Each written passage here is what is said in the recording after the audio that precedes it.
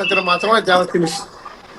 కానీ తిరుపతిలో చదువుకొని విద్యార్థి నాయకుడిగా అన్ని రాజకీయ పార్టీ అనుభవం ఉన్న వ్యక్తి, కమ్మన్నమ్మ కచూరు నాయుడు కొడుగ్గా చంద్రకి పరిచయమైన చంద్రబాబు నాయుడు ఈరోజు ఆంధ్ర రాష్ట్ర ముఖ్యమంత్రిగా ఎదిగాడంటే రాజకీయ పరిణితి ఎంత అని చాలా స్పష్టంగా తెలుస్తా ఉంది. ఈరోజు చంద్రబాబు గారు ముజరాయి ముఖ్యమంత్రి కాదు, అమరావతి విషయంలో కానీ, పోలవరం విషయంలో కానీ, అలాగే రైతుల భూముల విషయంలో కానీ, రాజధాని విషయంలో కానీ చాలా ముందుగా ఆలోచించి చెప్తున్నాడు. అనేక కార్యక్రమాలు మనం పరిశీలిస్తే ఆయనకి సేవా కార్యక్రమాలు ఎక్కువ. అదేవిధంగా పెద్దవాడు ఇల్లు లేకుండా బతకూడదని బాధ ఎక్కువ. అదేవిధంగా ఆరోగ్యం పైన అనేక శ్రద్ధలు వహిస్తాడు. ఈరోజు 75 ఏళ్ల వయసులో కూడా ఎంత చలాయిగా ఉన్నాడంటే ఆయన ఆరోగ్యం పట్ల ఉన్న నియమాలు చాలా గౌరవించబడి మనం ఆదరించాలి, మనం కూడా ఆచరించాలి. కాబట్టి దృష్టిలో పెట్టుకుంటే విద్యార్థి నాయకుడు తిరుపతిలో ఒకసారి ఇప్పుడు 75 ఏళ్ళ రాజకీయ జీవితాన్ని ప్రస్తావనగా ముందుకెళ్తామంటే ఇది చాలా గొప్ప విషయం. ప్రపంచానికి దేశానికి ఆదర్శం చంద్రబాబు గారు తెలుగుదేశం పార్టీ నడుపుతున్నారంటే కారణం ఏంటంటే ఆయన శక్తి, ఆయన నిధుల శక్తి, ఆయన ఆర్థిక బలం కూడా కలిసి వస్తా ఉంది. ప్రత్యేకంగా చెప్పాలంటే పార్టీ నడవడంలో చాలా చక్కగా అందరినీ కలుపుకొని ప్రతి ఒక్కరిని కూడా పేదవాళ్ళను అదేవిధంగా జంజి యువత కూడా ఆయన ఆశ్చర్యంగా తీసుకుంటాడు. ప్రతి ఒక్కరిని కూడా సిపిఎం గౌరవించి పార్టీ నాయకత్వం ఇచ్చి పార్టీని బలోపేతం చేస్తున్న విషయంలో స్పష్టంగా కనబడతా ఉంది. దీంతో పాటు ప్రజలంటే ప్రజలైన ప్రేమ, ప్రజలకు అన్యాయంగా అన్యాయం జరిగితే ఒప్పుకోడు. మహిళలు ప్రధానంగా మహిళలకి న్యాయం చేయాలని కోరుకుంటాడు. అందుకే కదా బస్సులు ఫ్రీగా ఇచ్చారు, అది గ్యాస్ సిలిండర్ ఫ్రీగా ఇచ్చాడు. అనేక విషయాలపైన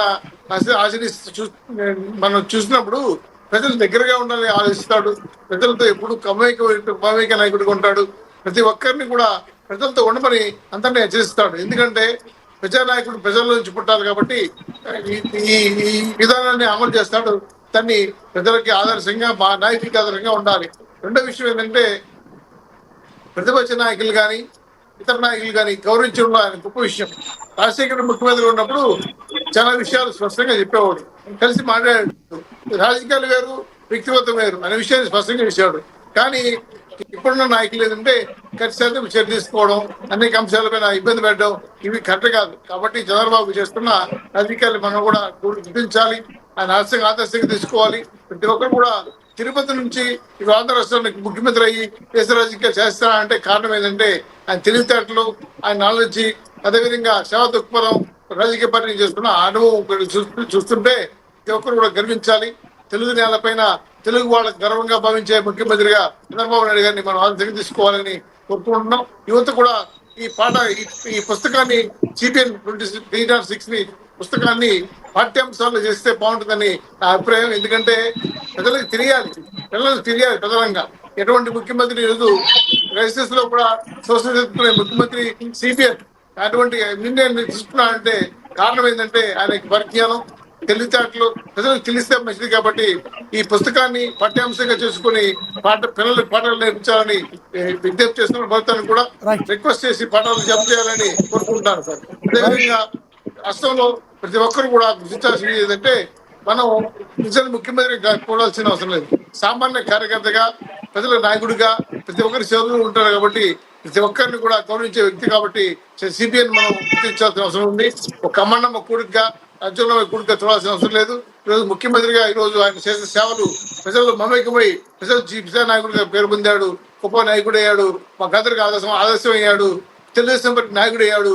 ముఖ్యమంత్రిగా పదవుల కోసం ఆశపడ్డాడు కాబట్టి ఆయన ఆదర్శంగా మనం తీసుకోవాలని ప్రతిపక్ష నాయకులు కానీ రాబోతున్న కొత్త నాయకులు కానీ అదేవిధంగా పార్టీలో నాయకులు కానీ ఆదర్శంగా తీసుకుని పనిచేయాలని విజ్ఞప్తి చేస్తున్నాం. మేము కూడా ఆయన జీవితాన్ని పాఠంగా ముందుకెళ్లాలని కోరుకుంటున్నాం. కాబట్టి ప్రజలకు ఆదర్శంగా ఉన్న ముఖ్యమంత్రి చంద్రబాబు గారు చిరుచిరుగా ప్రతి ఒక్కరు తీయాలని పుస్తకాన్ని చెందిన శాఖపూర్ శ్రీనివాస్ కూడా ప్రత్యేకంగా అభివృద్ధి తెలియజేస్తున్నాం. ఈ విషయాన్ని చాలా స్పష్టంగా రాశారు, చాలా మంచి విషయాలు రాశారు. ప్రజలకు చాలా విషయాలు తెలియదు కాబట్టి సిపిఎల్ అంటే ముఖ్యమంత్రిగా ఉండా చాలా విషయాన్ని పుస్తకం చదివితే తెలుసుకుంటారు, కొత్త విషయాలు తెలుసుకున్నారు కూడా. ఇవన్నీ కూడా ఛానల్కి వెళ్ళాలి, ప్రజలకు వెళ్ళాలి. నాయకులు ప్రతి ఒక్క సాధకులు మీ పుస్తకాన్ని ప్రతి ఒక్కరు నాయకులే కాదు ప్రజలు కూడా సాధారణ విజ్ఞప్తి చేస్తున్నాం. చాలా మంచి పుస్తకం, చాలా మందికి ఆదర్శమైన పుస్తకం. దీన్ని ఆ దగ్గర పెట్టుకుని ముందుకెళ్ళాలని కోరుకుంటూ తెలుగుదేశం పార్టీ తరఫున కూడా శ్రీనివాసరావు గారికి ప్రత్యేకంగా అభినందన తెలియజేస్తున్నాం. సార్, ఈరోజు చంద్రబాబు గారు ఒక రకంగా చెప్పాలంటే మాకు తెలిసి చంద్రబాబు గారు పుస్తకం చదివిన తర్వాత వచ్చే విషయాలు కూడా చాలా గొప్ప విషయాలు కానీ చేశాడు. కాబట్టి దీన్ని ఆచరించే విధంగా ప్రతి ఒక్కరు దీన్ని డిక్షనరీగా పెట్టుకొని ఆదర్శంగా ఉండాలని, డిక్షనరీ పెట్టుకొని చేయాలని, ప్రతి ఒక్కరు కూడా ఇచ్చి ముందుతో చంద్రబాబు గారికి అలాగా అభివృద్ధి చెందాలని, ఒక్క నాయకుడిగా ఉండి తెలుగుదేశం పార్టీ పెద్ద పార్టీ నడుపుతున్నారంటే ఎంతమంది చదివిన ప్రతి ఒక్కరు కూడా ఆయన ఆలస్యం తీసుకుంటే ప్రతి ఒక్కరు కూడా చంద్రబాబు లాగా అభివృద్ధి చేస్తారని, నాయకుడిగా అభివృద్ధి చేస్తారని, ప్రజానాయకుడిగా అభివృద్ధి చేస్తారని మేము కోరుకుంటున్నాం. తెలుగుదేశం పార్టీ కార్యకర్తలు పుస్తకాన్ని బాగా చదవాలని, దీన్ని పాఠ్యాంశాలు చేర్చాలని విజ్ఞప్తి చేస్తున్నాం. ప్రభుత్వాన్ని కూడా విజ్ఞప్తి చేస్తున్నాం. సార్, దాని డిమాండ్ కూడా అనుకున్నాం, పాఠ్యాంశాలు చేర్చని కోరుకుంటున్నాం. కాబట్టి తెలుగుదేశం పార్టీకి గర్విస్తున్నాం, నాయకులకు గర్విస్తున్నాం. ప్రజలు కూడా ఆనందపడుతున్నారు. చంద్రబాబు గురించి తెలుసుకోవడం అంటే మాకు చాలా సంతోషం. చాలా విషయాన్ని క్షుణ్ణంగా రాశారు. ప్రత్యేకంగా చెప్పాలంటే పర్టికులర్ గా ఆయన సమస్యలపైన క్రైసిస్ ని సోషల్ గా మర్చుకునే ముఖ్యమంత్రిగా ఆయన చేసిన అన్యాయాన్ని చాలా గొప్పగా రాశారు. అదేవిధంగా అమరావతి, పోలవరం, అదేవిధంగా రాజధాని అనేక అంశాలు కూడా స్పష్టంగా చెప్పారు. ఈరోజు నదుల సంరక్షణ విషయం పైన కూడా స్పష్టంగా ఉన్న చంద్రబాబు గారు చాలా విషయాలు క్షుణ్ణంగా పరిశీలిస్తే దీన్ని ఒక గ్రంథంగా చూడాలని, చుగండుకు చూడాలని రాష్ట్ర ప్రజలకి మంచి పుస్తకాన్ని ఇచ్చిన మీకు ప్రత్యేకంగా అభినందిస్తారు మా తరఫున. రైట్ విఎస్ఆర్ చౌదరి గారు, నేను మళ్ళీ మాట్లాడతాను మీతో. మనతో మేడా విజయశేఖర్ సార్, చెప్పండి సార్. ఒక్క నిమిషం నేను ఇందాక కంటిన్యూషన్ పూర్తయిన అందులో నాకు 2 ఆలోచనలు చెప్పిన తర్వాత వారు విజయశేఖర్ రెడ్డి గారిని కానీ మంజులారెడ్డి గారిని కానీ వారి అభిప్రాయం తీసుకోండి. అంటే ఇది యాక్చువల్ గా బాబు గారి జీవిత చరిత్ర కాదండి. ఈ పుస్తకంలో బాబు గారి జీవిత చరిత్ర అసలు లేదు. బాబు ఒక విజనరీ ఆలోచన శక్తి, ఆ విజనరీ పవర్ ఎలా ఉంటది ఏంటి అనే దాని గురించి మాత్రమే రాయటం జరిగింది సార్. దీన్ని సింగపూర్ సెంట్రల్ లైబ్రరీ వారు కూడా అక్కడ పెట్టడానికి అంగీకరించారు. అది కొద్ది రోజులు అధికారికంగా ప్రకటన వస్తుంది. అది మనం ఏంటంటే మనం గుర్తించలేకపోతున్నాం చంద్రబాబు నాయుడు గారి యొక్క భావజాలం, ఆయన యొక్క విజన్ అనేది. దీనిలో ఏంటంటే ఇందాక చూసా ఆపేశాను, 2-3 చిన్న ఉదాహరణ చెప్పేసిన తర్వాత వారు మాట్లాడుతున్నారు.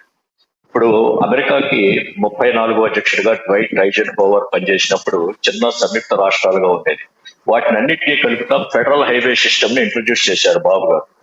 అప్పుడు ఐజెన్హోవర్ 1953 to 61 మధ్య. దాంతో అమెరికా స్వరూపమే మారిపోయి ఈ రోజు ప్రపంచంలోనే ఒక అగ్రరాజ్యంగా వెలుగొంది.